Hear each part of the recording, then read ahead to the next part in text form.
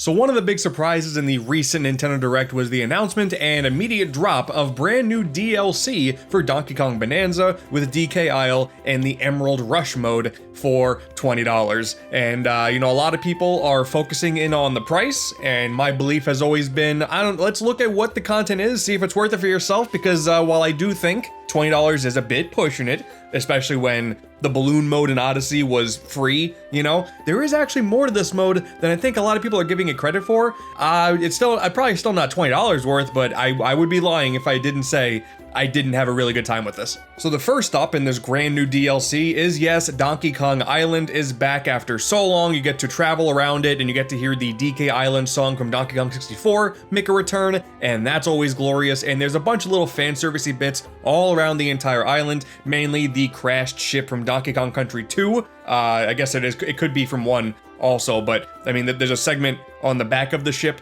that's straight up just the end of level thing from DKC 2.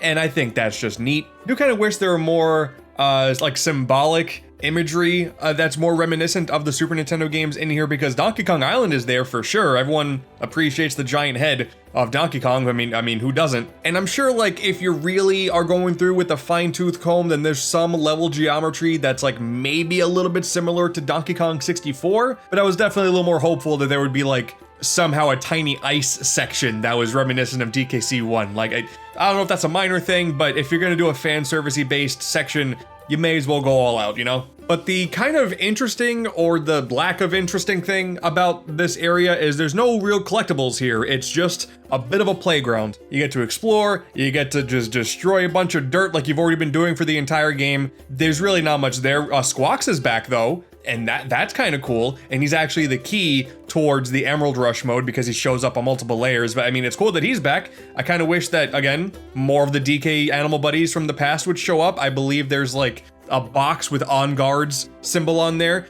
That's kind of cute. And if you look off in the sky, you can see a purple Squawks, which is just Quawks, I believe was his name, from DKC2 as well. So that's kind of cute. And I mean, there's a minecart section that you can just do a little casual run around the island.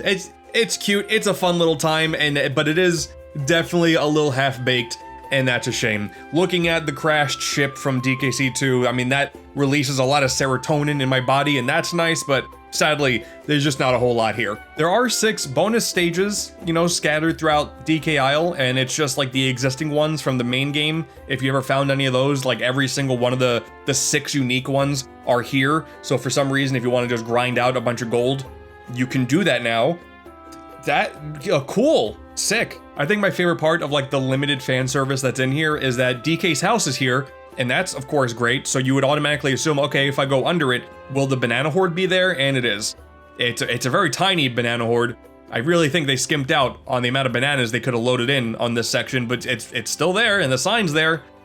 That's cool. But there is one little aspect that a lot of people are not even considering before we even get into the Emerald Rush mode. There's a new NPC here off in the sky, and this guy's a little strange. Up on this platform is a new banana-shaped fractone called Banandium Tone, and he just kind of speaks in symbols. And I was so damn confused about this for a while. I'm not gonna lie, I did have to look up a guide to figure out just what the hell this thing is doing. But essentially, he speaks in a series of, I think it's 7 or 8 different puzzles, riddles, that are all this symbol. And you have to just try to analyze what these symbols are, why they change in the way they do depending on how you interact with him. And basically, if you do something correctly, one of the symbols turns yellow, and you have to get the entire row yellow. He will then do a little spin and give you some Banandium, and then once you get them all completed, you get a brand new tie to cosmetically change Donkey Kong. And it's so interesting that they didn't talk about this whatsoever, because this is one mysterious little fella. I will spoil the first 2.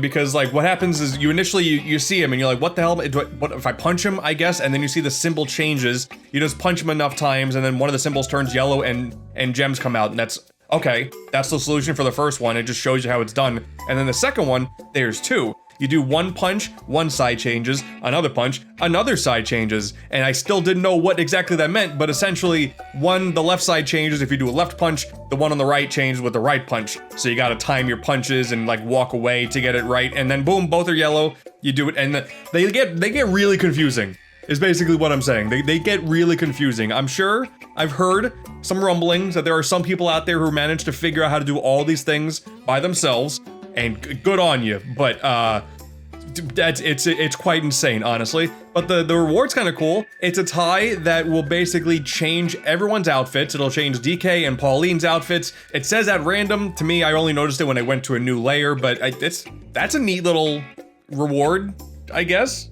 Just a fascinating little creature, this guy. But then yes, there is the Emerald Rush mode as well. It is a new roguelike mode that has been injected into DK Isle, as well as a handful of the existing layers in the game. Not every single one of them, not even half of them. I do wish there were more on offer, but what is here is still pretty fun. Essentially, you are working with Void Kong now, which, you know, story-wise, I guess it kind of makes sense, but it's a little strange if you don't know exactly what's going on, but you know, I won't spoil that here. He's just a greedy little guy, and he's tasking you with running around this entire area, and instead of gold, they're all green, and they're emeralds now. They make a reasoning for it as to like the gold isn't ripe yet, so they're green, perfect, whatever you say, man. Just go around and destroy a bunch of stuff like you've been doing, but you gotta hit certain quotas in certain time limits in order to proceed and finish up the mode. After certain thresholds and after breaking certain bananas, you'll eventually get an option of one of 3 different skills that'll increase the multipliers that you get from emeralds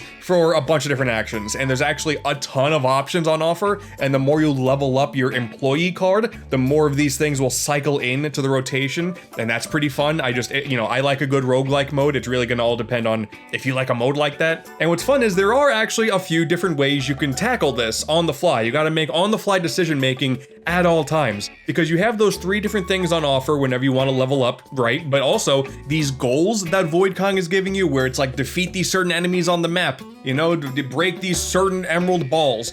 Maybe you just want to high five Diddy Kong, I don't know. But let's say that you don't think you can do that in a reasonable amount of time. Well, if you have enough emeralds in your deposit, you can, when you level up, you can go ahead and say, hey, you know, I don't really feel like I can do that. Let me cycle and get a new job. That sounds pretty good right about now. And when you first start off this mode, you only have DK Isle on offer, and you also only have, I believe it's only 3 difficulty options, and the way the difficulty works is the higher the difficulty goes, the less you start off with, and the higher the quotas get every time you level up. And you get more of these levels as you level up in your employee card as well. And the thing that they really didn't highlight in this trailer, and I think because a lot of people are immediately dismissing it for the price, the people aren't really talking about all that much, the later difficulties actually do get pretty damn challenging. The quotas get abnormally high, and if you're someone who is really a big fan of like score challenging yourself and going for as high of a score as possible, there is actually a perfect ranking, because the game will rank you at the end with this nice little bar graph, and most of the time I've been getting A ranks, and that, you know, I'm okay with that. But it turns out there's a perfect rank called like the V rank for Void Kong, and to do that you gotta get a lot of points. And I have watched some videos of people getting the V ranks and the multipliers that these people can get, and you're getting millions upon millions of emeralds by the end of these like 30-minute some odd runs. Is honestly kind of impressive. And if you do manage to do basically everything on your employee card, there's a brand new final boss, which is an existing boss from the main game, but just in a different location, which is kind of neat. I mean, it's still new content at the end of the day. And then when you do that, there's also a brand new playable credit sequence, and that's just kind of cute too. I mean, I do think people are underselling exactly what the entirety of this DLC is all about, but it does all ultimately come down to whether or not you enjoy a roguelike mode. And I feel like Bananza does lend itself to this mode quite a bit, because like on top of just the basic abilities that you're getting every time you level up that modify your multiplier, you also start off with none of the abilities from your ability chart like from the main game. Like you're starting off at basically nothing, and then some of the bananas will give you abilities, or by some of the emerald banandium chips that you're getting, you can then spend some of that currency to level yourself up as well. So let's say you want to take the elephant and try to max him out, and it's just nothing is really working in your favor. Well, if you're getting enough banandium chips, if you're working towards the multiplier to get more banandium chips, you can then invest and make that stronger. Once again, a lot of like on the fly decision making that you're doing, and I think it's fun. I think this gameplay formula fits Bananza perfectly. The problem is, it's a $20 DLC on top of the base game, and a lot of times my general thoughts are, you know, financially it always, once again, comes down to whether or not you enjoy it, but it does kind of suck that it is a little bit pricey on top of an already pricey game. Maybe if it was for like every single layer of the game, at least like a heavy majority, I could say like, okay, at least there's something there. You know, there's only a few costumes that you can get for Donkey Kong and Pauline, and I mean, they're cute and they do make your runs a little bit more effective. That's nice, but outside of like, you can also get a bunch of these figurines that you can litter DK Isle with, and those are cute. There's still not enough there, despite me having a fun time with this mode. So it's a tough position, because I do enjoy it, but it's tough to recommend. If you are someone who really likes a good roguelike mode and can see the potential and just going all out and trying to plan your destruction instead of the more,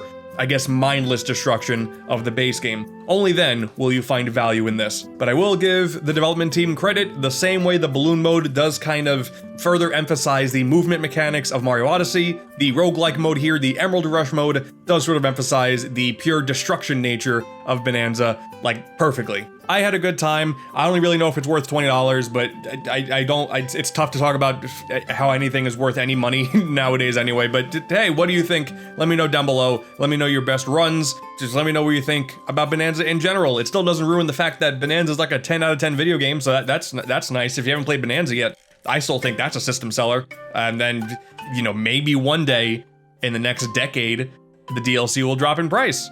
And then maybe then, it'll be, you know, more people should get it. They're never gonna do that, are we? I mean, like, the whole joke with this is it's like a greedy guy wanting you to get more money for him. So it's like a weird analogy, right? It's like meta commentary. I don't know, bro. One of the abilities you can get in this mode is called Banana Slamma, and I just think that's kind of funny.